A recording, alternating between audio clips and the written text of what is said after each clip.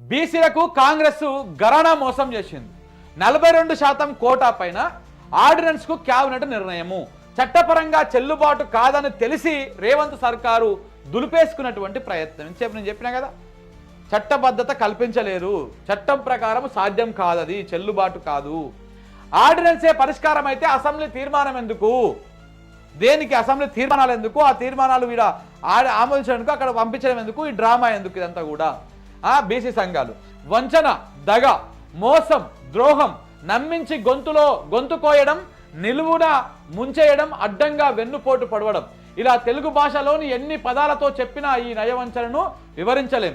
మోచేతికి బెల్లం పెట్టి నాకమన్నట్టుగా అరచేతిలో స్వర్గాన్ని ఆశ చూపించినట్టుగా బీసీలను భ్రమలో ముంచిన కాంగ్రెస్ చివరకు మొండి చేయి ఇచ్చింది, తొండి చేయి చూపించింది.